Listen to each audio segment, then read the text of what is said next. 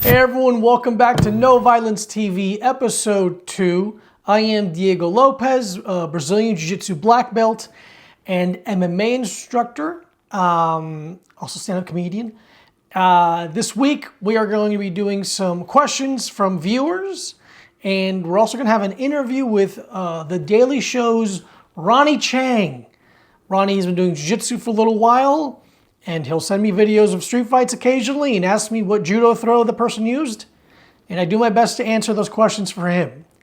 So we're going to jump right into it. All right, question number 1. Peter Frank asks, would you rather be in bottom closed guard or top closed guard in a street fight? Now, if you don't know what those words mean, guard refers to having someone between your legs while your ankles are locked behind their back. I'll put a picture here. And it's a guard position. That's like a lot of boring jokes about YouTube or about jiu-jitsu get made from that, about oh, come in my guard, come down here. It's been done a million. The Simpsons did it 10 years ago, you know? Would I rather? I'd rather be on top. I'd rather be on top in someone's guard. I'd rather be able to throw punches and stand, even though I personally have a very good guard game. I have a very dangerous guard game. It was the first position I felt any competence with. I felt like whatever scramble we were in, blue, purple area of my ranking, I felt like if I just got the person to my closed guard, I'd be able to sweep or submit them.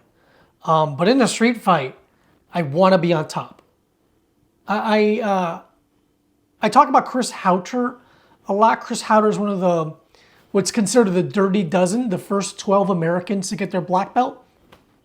And Chris Hauter has I'll put a link on it too.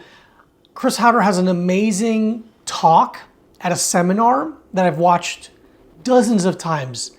And what he talks about with jiu-jitsu and its rules, and the theories you should have, it's simple. It's be the guy on top, win on top, have a good guard, you shall not pass. And then 3, don't forget rule number 1, which can be easily forgotten due to the seductive and rewarding nature of the guard. So the whole point, or the whole problem, I guess I should say, is if you do jiu-jitsu long enough, you become lazy because of your technical proficiency. So when I talk about jiu-jitsu versus jiu-jitsu and jiu-jitsu versus the ignorant, this is what you want to keep in mind in the concept of self-defense, street fighting, okay? But it also doesn't mean that sport jiu-jitsu, quote-unquote sport jiu-jitsu, is not applicable at all in the street. I think if you can worm guard your way into, some K-guard submission, you can handle a person. I don't think it's that. I'm not that old school with my thinking about jiu-jitsu, but if it's guard, I want to be on top. I highly doubt some random dude on the street's going to tap me from their guard. Not impossible. Just highly improbable. But I'd rather be in the guard. I'd rather be able to strike and leave than be on my back and have someone come and kick me in the head while I'm down. Sean asks, how do you get past the awkward part of sparring people /are friends with? I think it's a good sign if you do feel awkward about it. I think if you feel weird about it, it means you don't want to harm someone. There is a layer of your humanity you need to shed to get really good at fighting. And I know that sounds evil. I know it sounds a little bit blue, but to get to the level, because again, here's where I think I have something to offer the world in terms of martial arts. I'm not a guy that should be good at martial arts. I'm a silly, funny guy who happened to walk into an MMA gym 15 years ago. I'm not one of those dudes. So I still see the world as a regular, goofy guy. So I feel like I have an interesting perspective on martial arts. So I recognize in myself this weird timidness to hit. Obviously, to be hit, you're concerned about, but there is a weird layer of I don't want to hurt someone. I think that layer is two-sided. One, you genuinely don't want to hurt someone. That's normal. You will purge that out of your body little by little. Use more time. 2, the second layer of that, in my opinion, is if you're sparring with someone who you know is more efficient, more skilled than you are, more dangerous than you are, you know that if you clip them, they're going to come back harder and they can hurt you more than you can hurt them.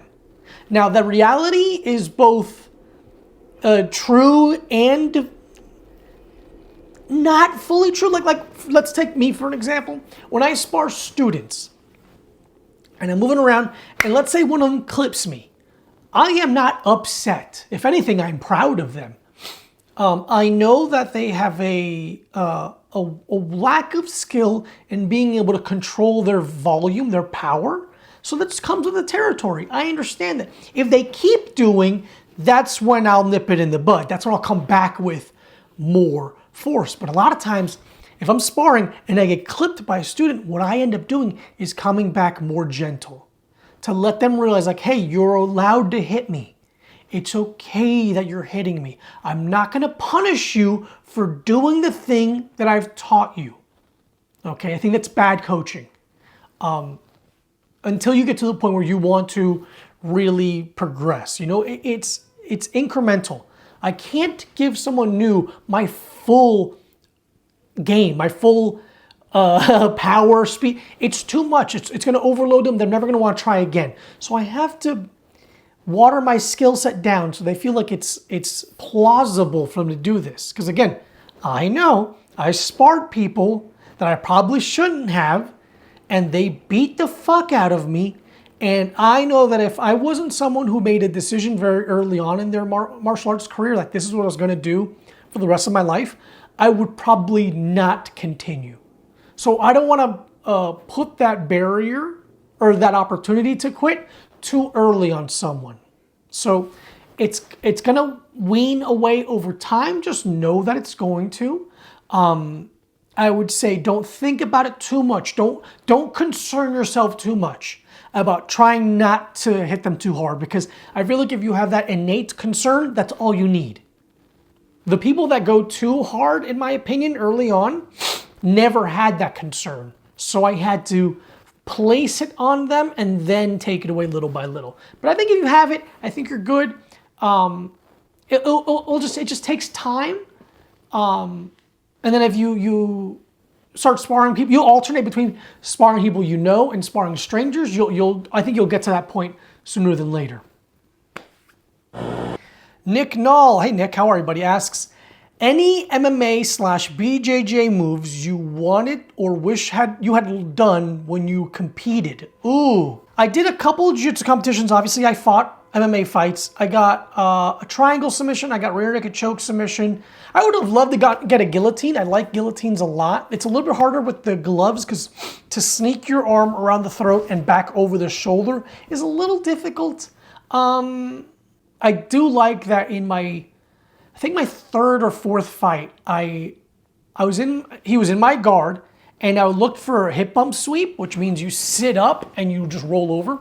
He picked me up and slammed me on my elbow, and my arm I felt my shoulder like, not detached, but like, it got separated to a degree. My arm was useless. I couldn't use my rear arm for the rest of the fight. I was very lucky that I was way more skilled than this guy, so I was able to beat him with one arm, and I kept my elbow just like latched against my stomach and just fought with one arm.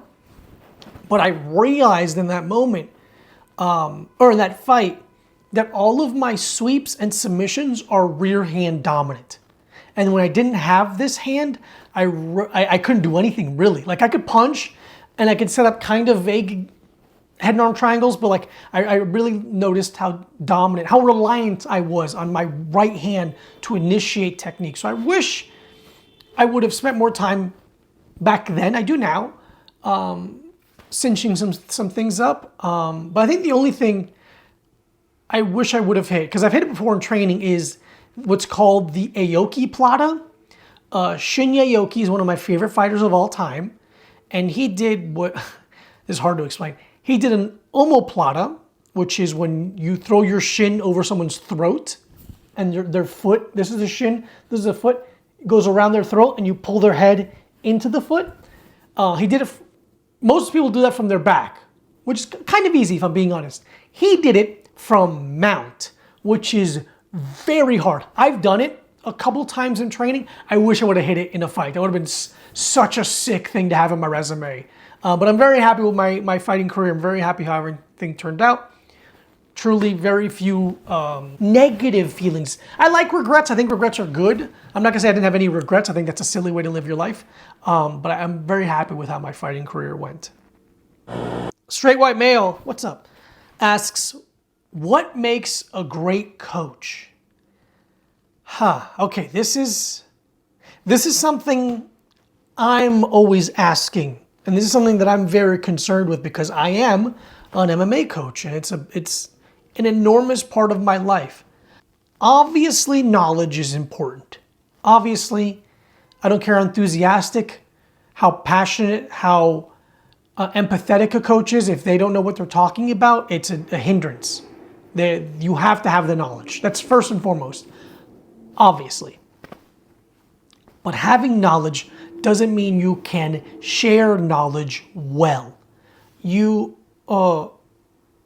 To make information palatable is a skill, but also knowing who you're talking to is a skill.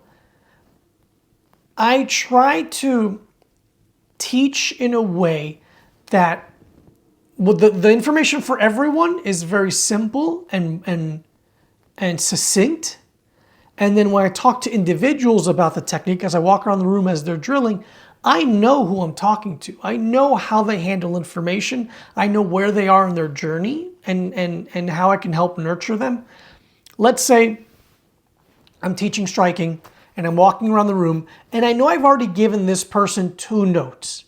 I'm not gonna give them another because you can over teach and the person will go from holding these 2 things that you gave them and then you add a 3rd thing and they're gonna drop all of it and they're not gonna be able to hold on to any of it.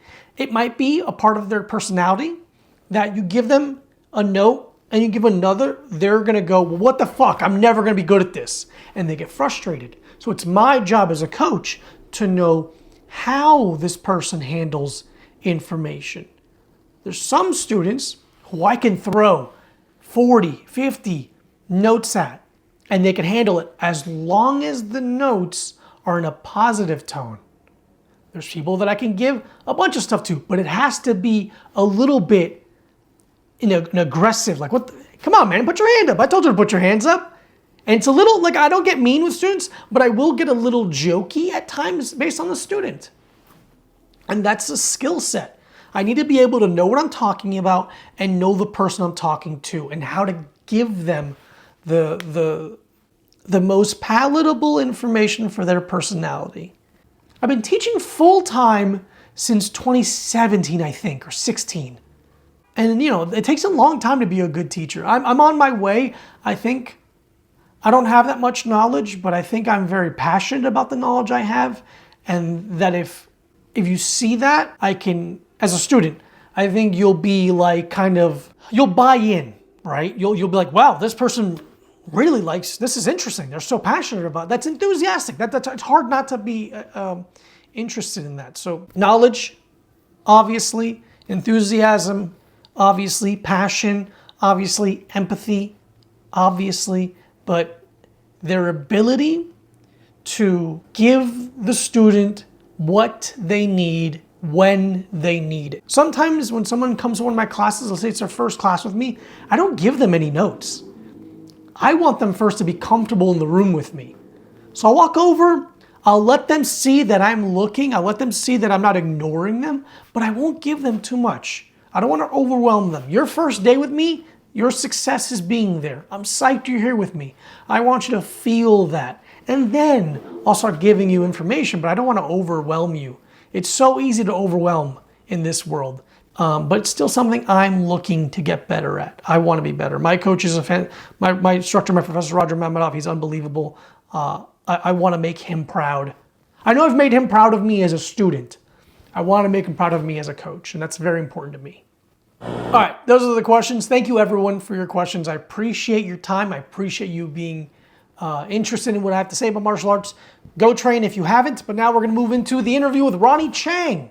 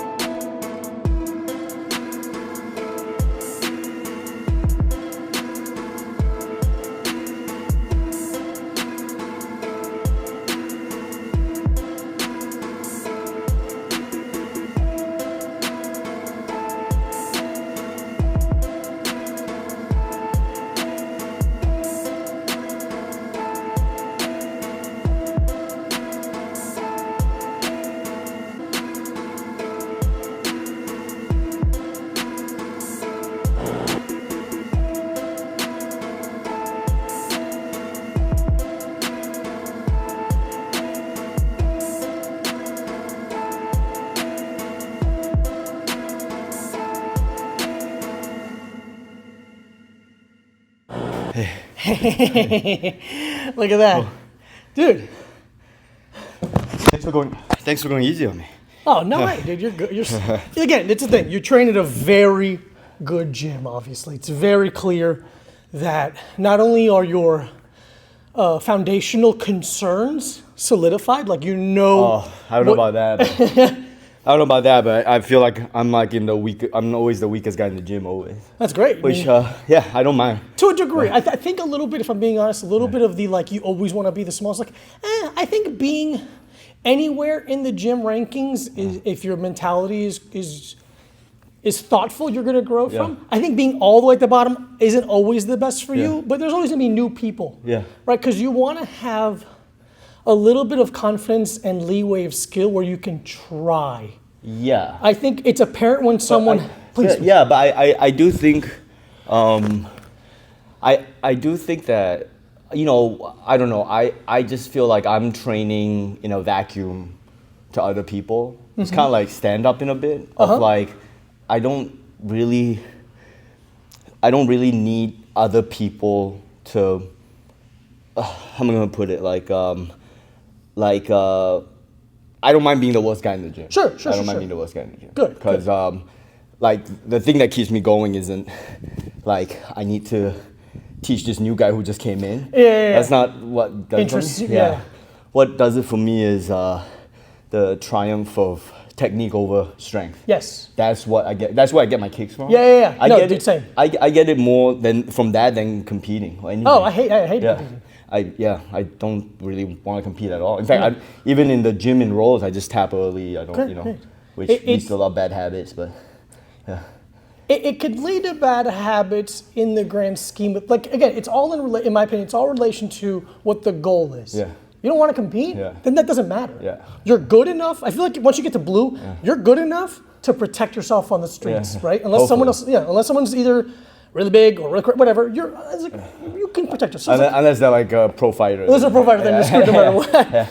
But if your goal is just to do jiu-jitsu, then bad habits aren't necessarily that big of a consequence, right? Yeah. It's like at this stage of my career, where I've been doing this for almost 15 years, I did the beginning stages of like I just want to learn how to defend myself.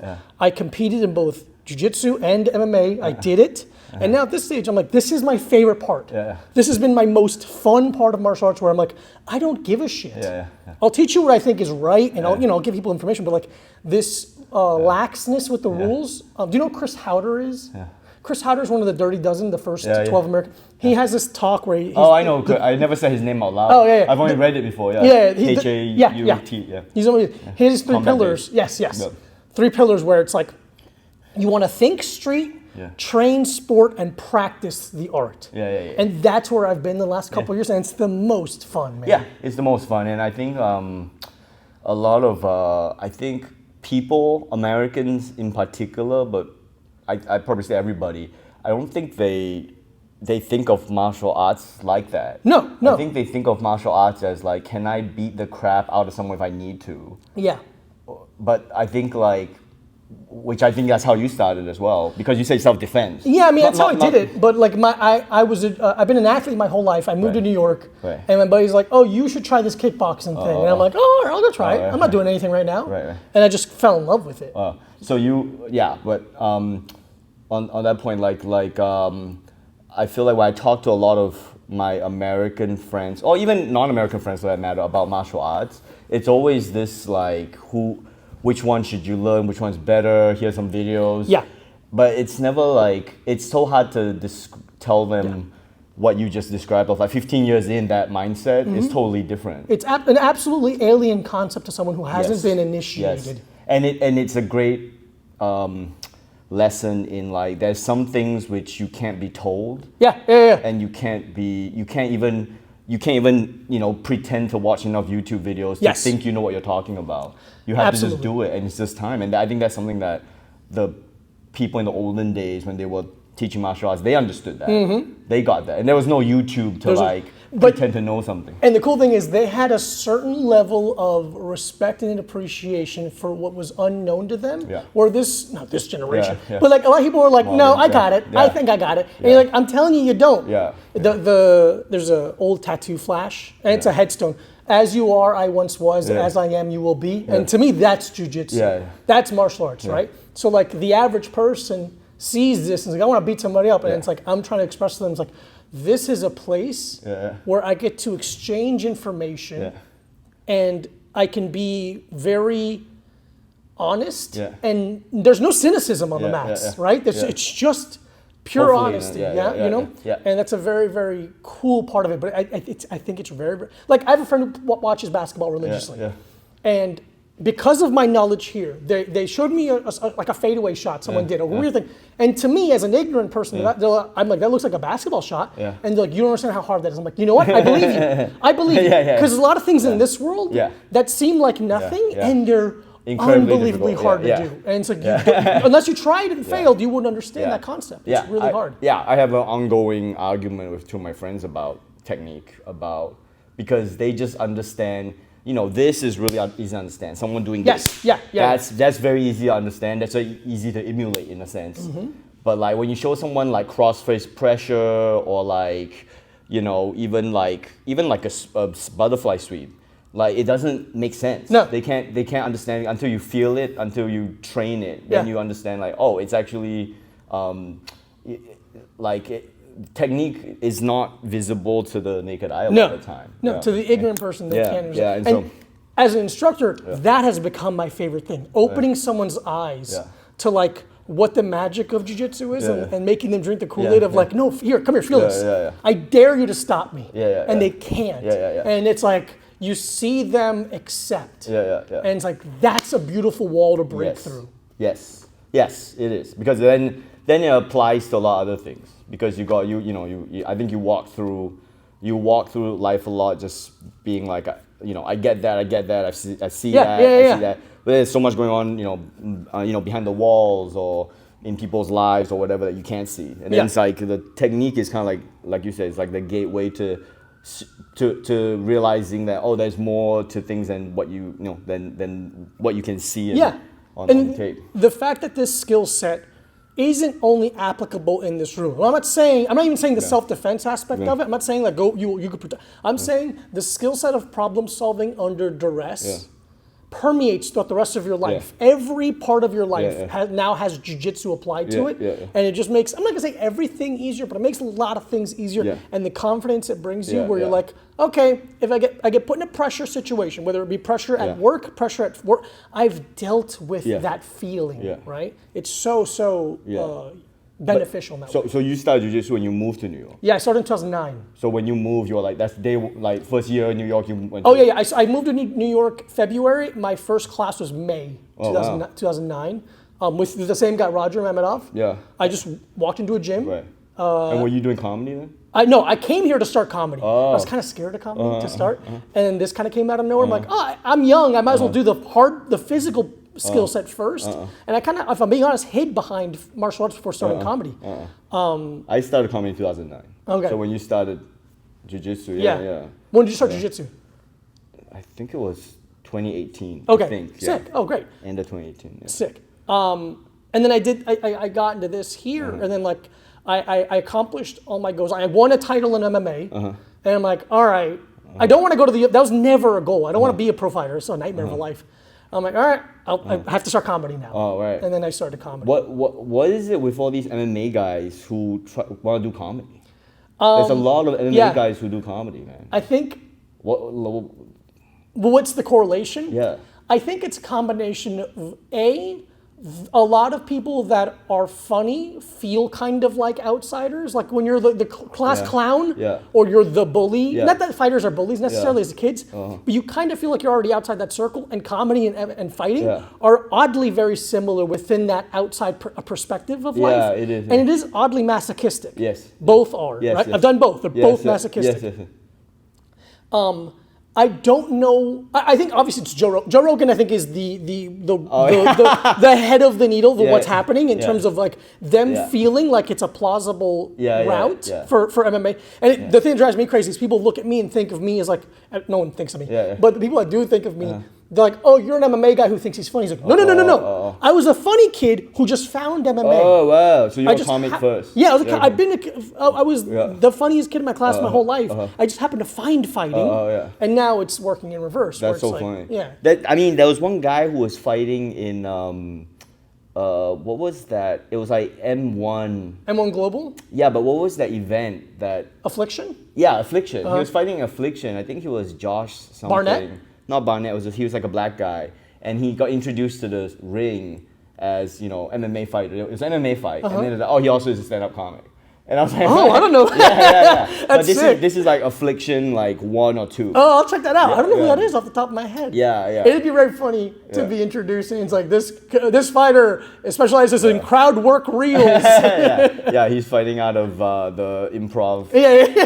Tempe improv. Yeah. But there's a lot of MMA guys who just who are either starting comedy and I don't begrudge anybody. I'm just wondering about the correlation. What it is. But there's a lot of comedians, and I've trained a lot of them here who are doing MMA, not fighting professionally, not in the same way, but it's like it's an interesting thing. I think it's a very natural thing to want to be humorous, be funny, and I think it's a very natural thing to want to be able to protect yourself. That's pretty funny. And a lot of times, smart asses need to protect themselves. If Dave Chappelle probably needed to learn some MMA. He got huge for a reason. I mean, I think it's a part of being famous where you're just like you get looked at so many times. Like people come up to you so many times. You must have. I mean, I came up to you. That's when we first met. I bothered you at Paragon. I don't remember. Yeah, I bothered you at Paragon years ago. What was Paragon? Paragon's a sports store in Union Square. Oh yeah, I remember. Because I have friends at the Daily Show. I'm like, hey, I don't mean to bother you, but you do jiu-jitsu. Huh? Who's your friend at the Daily Show? Jabuki at the time. Josh Johnson. Yeah, Josh Johnson. Is he still training? Jabuki trained a couple times with me. He's not training anymore. Yeah, he's super into UFC. Yeah. He's probably more into UFC than I am. Yeah, so we were supposed to start training together. So I went to train and he didn't. Oh. In 2018. Yeah, okay. Yeah. Well, what can I ask? What was the decision-making process to start training? I needed to do martial arts again. I was doing Wing Chun for a long time. Oh, okay, okay. I had doing Wing Chun for a long time, and I had to stop because of this weird injury that literally just stopped you from doing Wing Chun. Whoa. And so it was like a torn labrum from Wing Chun.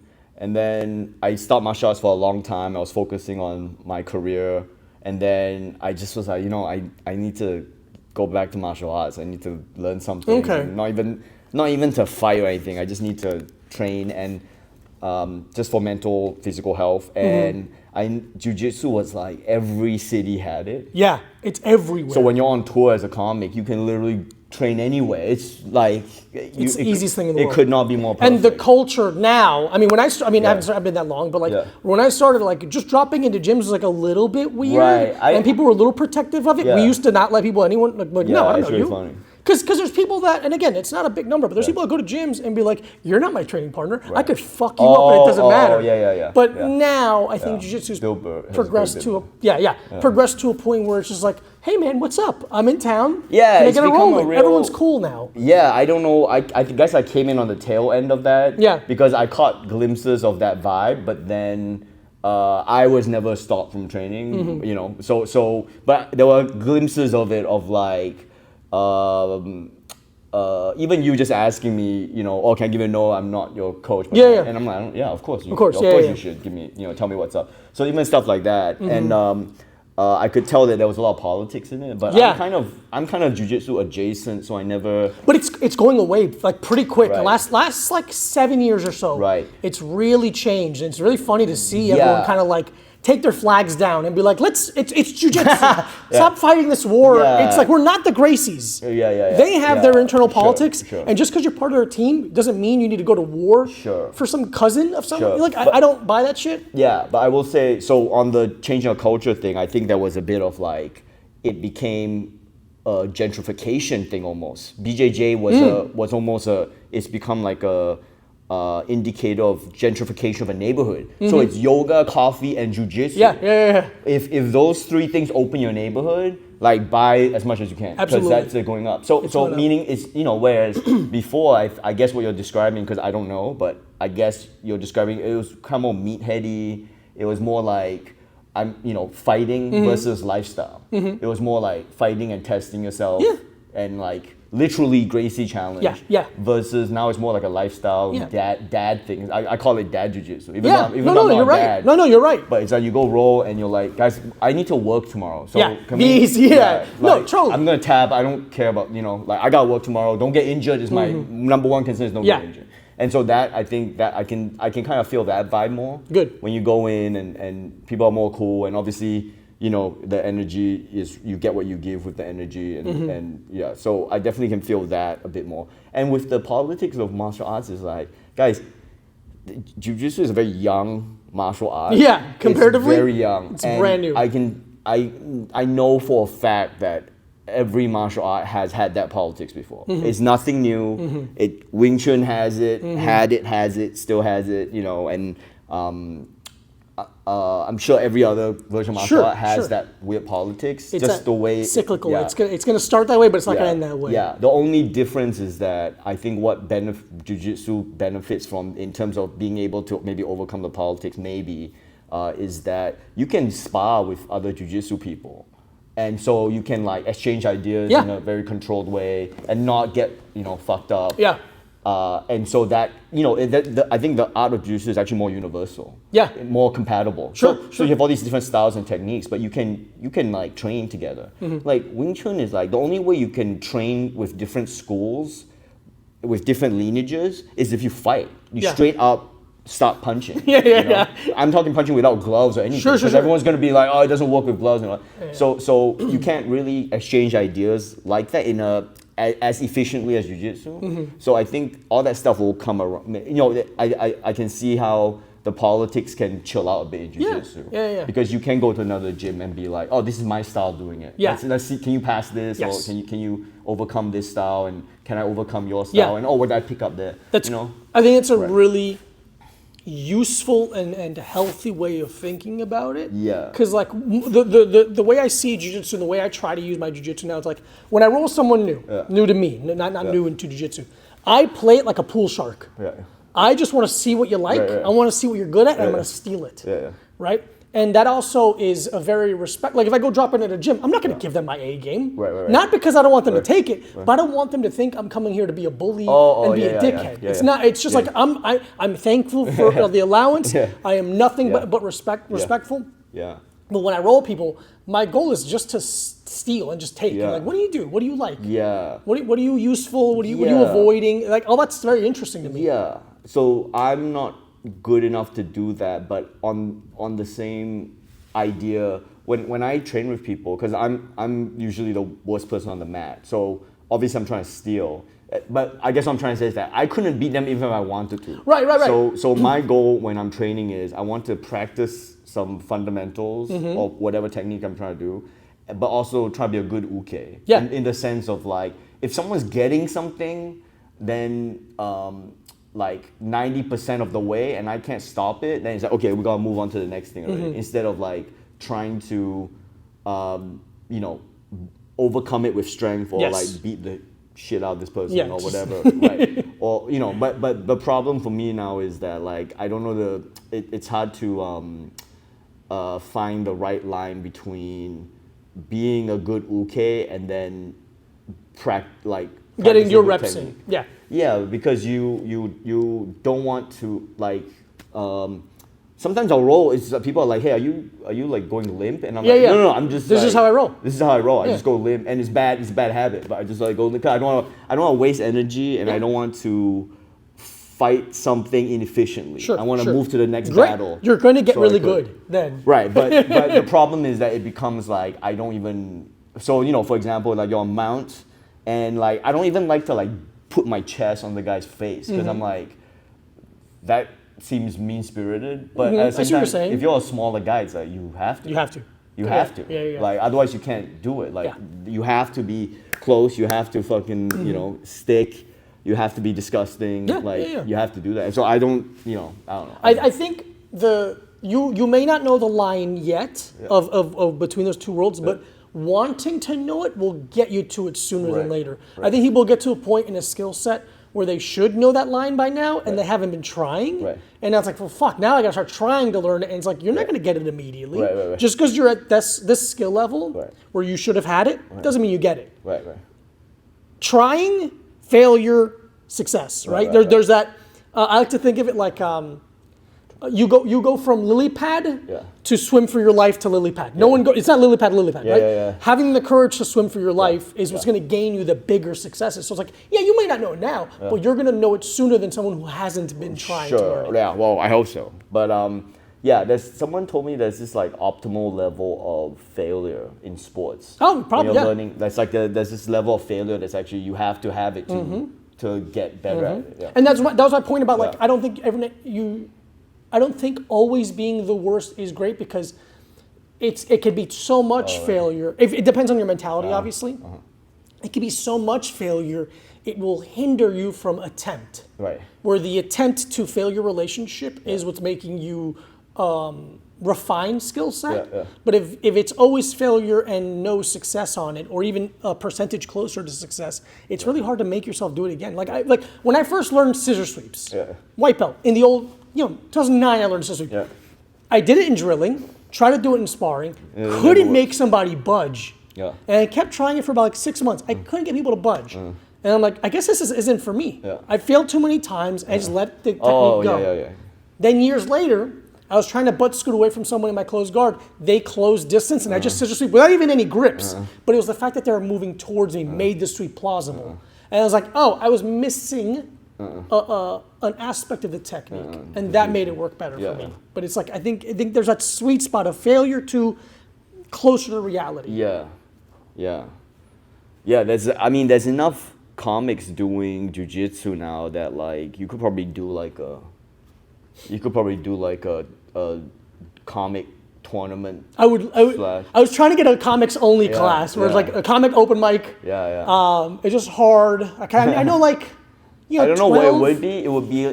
You'd have to do it for like charity, and you would have comics rolling, and then you would have comics commentating. Yeah, that's what I was thinking. It would be the best thing. And you got Chris Gethard. Gethard's trained with me. Yeah, Gethard's great, and then Seaton is pretty good. Trains MMA. He's MMA more. I gotta get him in here. Yeah, Seaton would be cool. We got a good. Dov Davidoff. Oh, does he? I don't know Dov at all. Dov Davidoff. Yeah. And then there's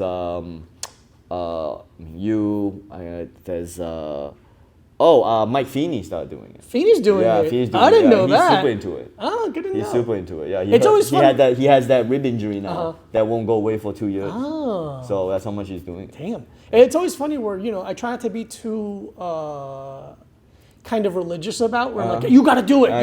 But I hold back, and then people start doing it, and they come to me like, you were right. Motherfucker, I was right. Yeah, it's great. It's also a good entry point for Americans, I think, because they don't have that history of learning martial arts, and I think jiu-jitsu really was their way of entering that world a little bit, because it looks, they can understand now, I guess. This vibe. But if you go into like a Wing Chun school, it's like, that is it's like, very foreign. Yeah, it's like, this is not, and some people go because of that, right? Sure, because they want to be in this environment. But meaning like somehow jiu-jitsu became this very American thing. That is such a great entry point for people to experience like a different culture, honestly. I mean, look at what we're wearing. We're like wearing like, this is what like Japanese people wore in the, the 1600s. Edo period. Edo, we're just wearing this stuff. And, we're training, Kosen Judo, essentially. Literally. Stuff that they were doing. And we're trained in a way which they trained. And so how can you do this and be racist? Exactly. It's like it's like eating, going to get tacos. Mexican food. Like it's just like food. Hey, you're partaking in another culture. You're immediately accepting the fact that you are not supreme. It doesn't make sense. The guys who are super, like meathead, not that if you're meathead you're racist, but like if you're very like if you're racist and you do martial arts, it's like I don't understand how you could be. Yeah, you better stick to boxing Yeah. and freestyle wrestling. Yeah, freestyle. Which you'll get a good base. Yeah, or I don't know what was American fighting? I guess bar fighting. Yeah, there's I don't bar know. fighting, hitting people. Gun pull fighting. I guess. yeah. Yeah, stick to gun fighting. Yeah. quick draw. Yeah. That's the American martial art. But I think this has become a very accessible. Like this has essentially, when you look at MMA gym now, that's like American. Yeah. You know. It's a forced melting pot. Yeah, it's a forced Very melting cool. pot. It's that, you know, and I mean, again, you look back to Bruce Lee. He was kind of like the guy who put it together first. Yeah, literally. And I went to go train with Dan Inosanto, which was really cool. And he would tell stories about training with Bruce Lee, and it's as close as you can get to training with Bruce Literally, Lee, I yeah, guess. it's one step. And he would talk about, like, they would train these combos with mitts. And as far as I know, like, I think they were the first guy to train with mitts. Yeah. But, I Striking. mean, you look old boxing, no one was doing mitts. Yeah, Ali never did mitts. Yeah. They I didn't don't know about that. Yeah. Yeah, they but didn't sure. do mitts until Yeah. like mid '80s. Like Oh, it's mitts was pretty, mid-80s? like it's a pretty new thing. If Then I'm what being was honest. he? Then what did, I don't know which boxer was the one that started, but like if you look at like they didn't do mitts? Then what were they doing? just heavy bag, Heavy bag, bag, shadow boxing, speed bag. But like if And you then, look like, at like cardio. Jack Dempsey, you look at like Willie Pep, you look at old training footage of even Rocky Marciano. No one was doing mitts. Mitts. Oh yeah. No one was doing mitts. I can, like old Tyson footage. You see Kevin Rooney holding mitts poorly. He's just like with his eyes closed. Damn, they only figured out mitts in the 80s? That's hilarious. To my knowledge, That's again, hilarious. I'm a huge boxing fan, but to my knowledge, That's hilarious. You can't. Yeah, so it's, Bruce there Lee absolutely was the first one. Yeah, I think Bruce Lee was. Yeah, Bruce was doing mitts probably in the 70s, Yeah. if not. And all the combos he were doing, it was like MMA combos. Yeah. They were doing MMA combos because he would show the combo. I won't get into it because I'm not qualified to speak about Jeet Kune Do, but he would call it, this was our curriculum, and he would show like, you know, jab, jab, jab, jab, jab, cross, whatever it was, and then like low kick. And I'm like, oh yeah, that's MMA. That's MMA. You're doing MMA. You guys not only were you doing MMA, you were training with mitts, which is what they're doing now. That's the standard way In to a train. modality that wasn't even real yet. Right. Like it's really crazy to be that ahead of the curve in a world that is kind of against that Like Yes. martial arts is so much about what we have done, Yeah. not what we should be doing. Yes, It's so interesting. Yes, it's yes. so impressive. And it's like, Yeah.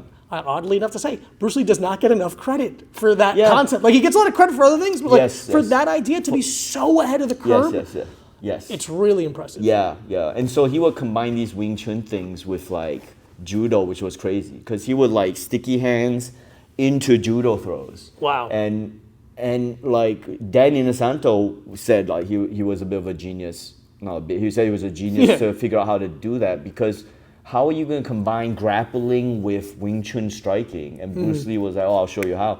And so they would like chisao into the grapple. And as someone who does Wing Chun, like to think of training that is pretty, it's pretty amazing to, because I know that drill, and so that drill, to even think about how would you take it to the next step of practicality, because that essentially is supposed to be a very practical drill already.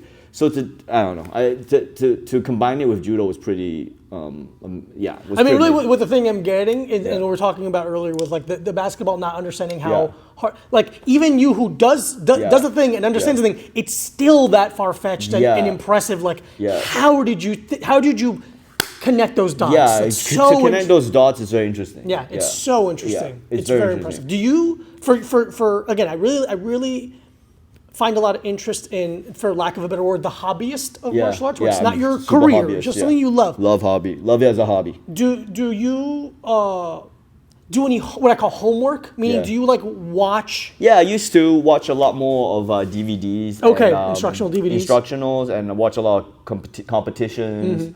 Get a sense of what style I would like just by watching other people and being like, oh yeah, I like that. I like that cool. style. That looks like something I could do. Yes. You know, that kind of, so, and then learning DVDs. But I think I kind of like... You'll go through waves. Yeah, Okay. I took a step back from DVDs only because like they are pretty useful. They are very useful, especially for revision. Yes. But I don't think humans learn like that, you know. And I also fell into a little bit of a trap of like, I'm at a pretty good gym, and they great lessons, and then I'm like, oh, let's see if I can learn more. Yeah. And then it became like, well, actually, what I'm doing is I'm not learning useless stuff. All that stuff is kind of useful to know, but like I'm kind of ignoring this game plan that has already, you know, my instructor has literally spilled blood to figure out this game, because he's like, look, I've done all that shit. I'm telling you this stuff. This is the stuff Just that take works. this. Just take this stuff. And I'm like, oh yeah, it took me a while to understand that and focus back on what he was doing, because to be honest, the instructor I have, you know, he's like a world champion, multiple time world champion, and nicest guy on the planet. It's Marcelo Garcia. Yeah, Marcelo, he's the best. Yeah, he's the best. Which yesterday was his first rollback, I think. Yeah, he was. Yeah, we're very happy to hear he's healthy. He was cool. Again. You know, I hung out with him in Hawaii. He moved to Hawaii, and I was filming in Hawaii, so I got to hang out with him a little bit. Nicest guy in the world. Everyone's always talking about people who are nice guys. Marcelo is truly the nicest dude in the world. And his style is like, again, it's that thing of like, it's not super intuitive. You know, when you first see it, it's not intuitive to me as a new jiu-jitsu person.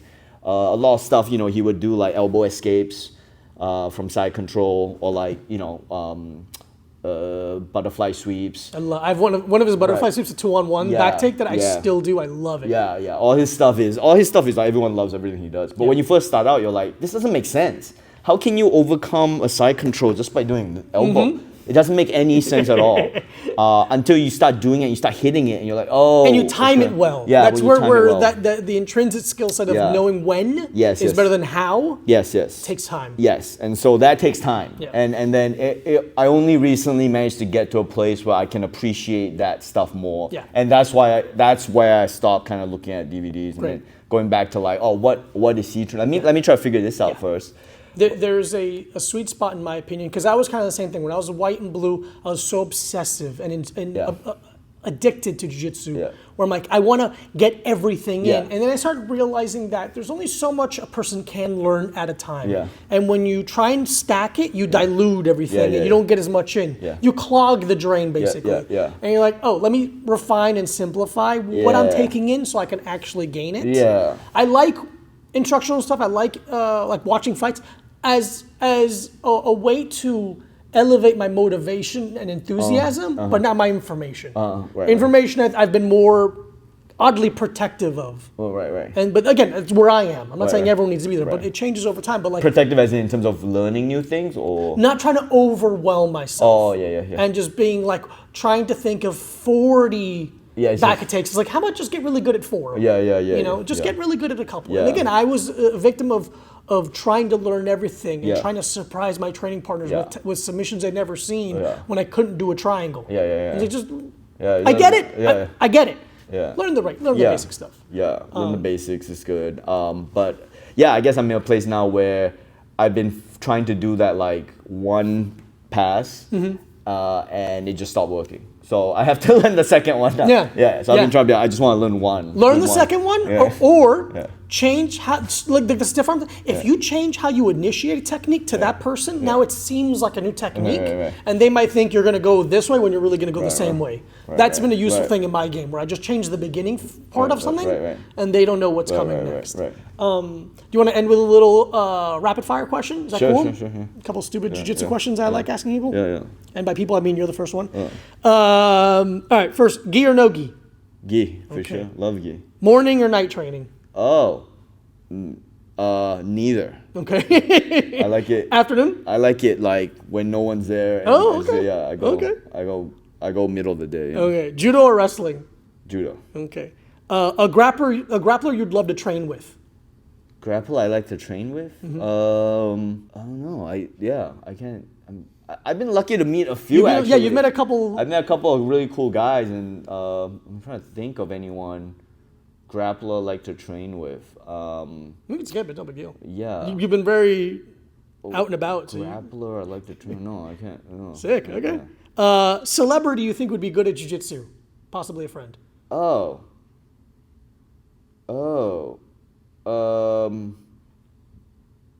I'm trying to think who would be good. I feel like they'd all be bad. Everyone's bad at jiu-jitsu. Yeah. Maybe Hassan only because he's got the length? no, he's got the Islam. Oh, okay, yeah, there you go. Good point. The power of Islam. Yeah, power of Islam. Wrist locks, yay or nay?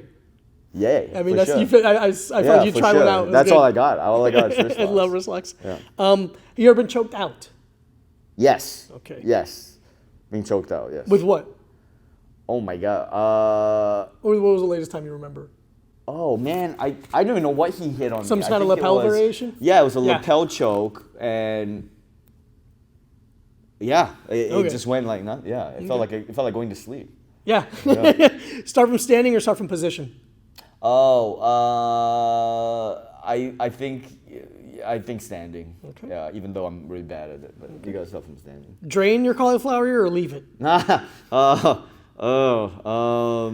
Don't get it. Don't get get it, one. okay. Don't get one. Yeah, tap early. Okay. Don't pull out of triangles. Just tap.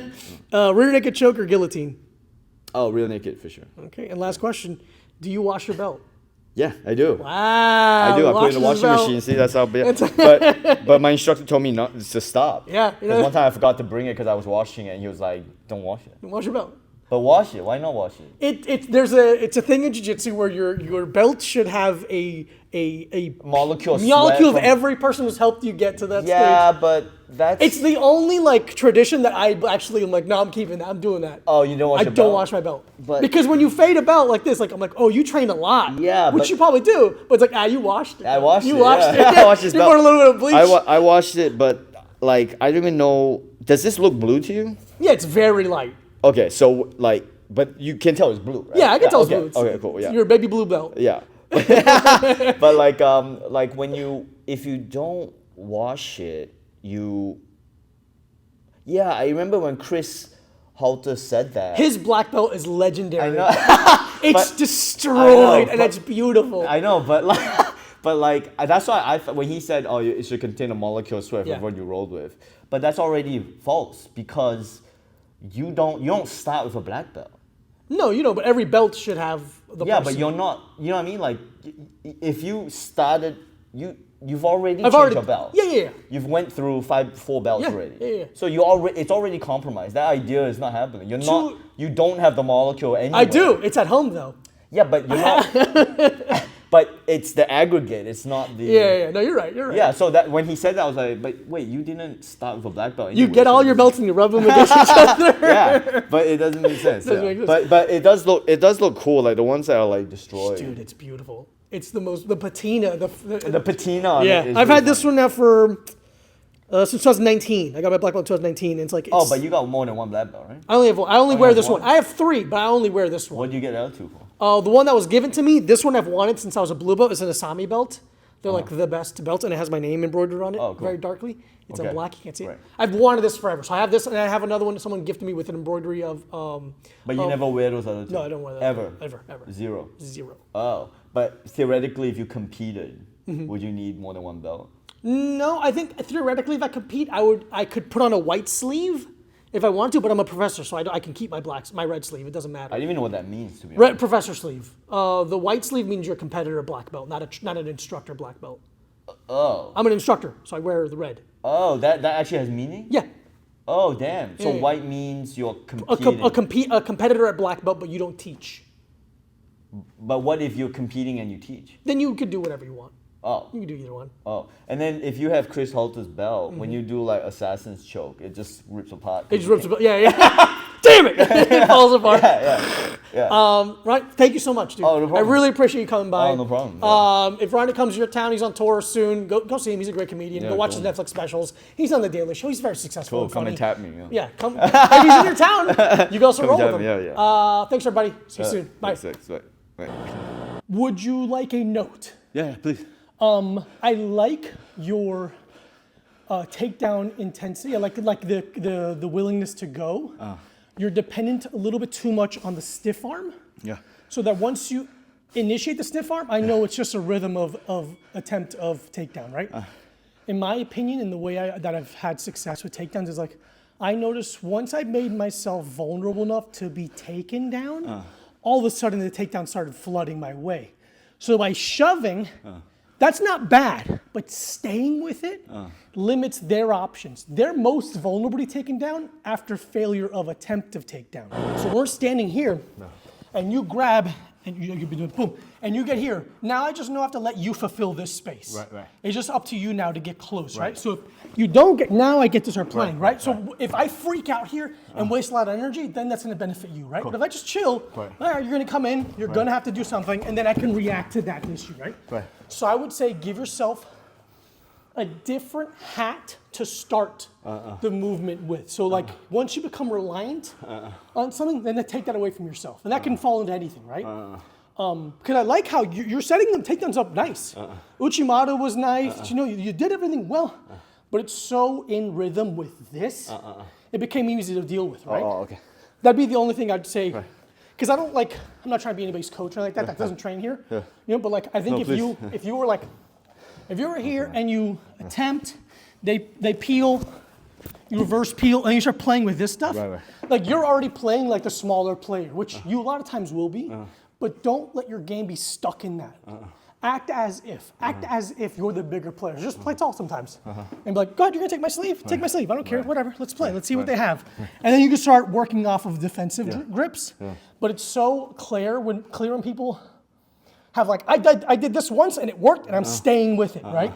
So it's like starting a joke off every time with like, recently I bet, shut the fuck up. No, it wasn't. So I would say just change up how you initiate, and play with, see the tension already? Relax. Let me get close, right? You want me close so that you can say exactly. I don't really want you close. But you want them to feel the possibility of their offense. Because in my opinion, the way I've noticed takedowns especially, and grappling as well, I have success off their failure of offense. If someone's staying in the house, it's hard to get in. But if they feel like they can go and get the newspaper, pop. Make them feel like it's safe to go get the newspaper. Does that make sense? Yeah, no, it totally does. I do that a lot with, I do that a lot in bottom more. So we're saying the same thing, I think. It's like playing possum a little bit. Yeah, so I do that a bit more on bottom, but just the takedowns, I just don't know.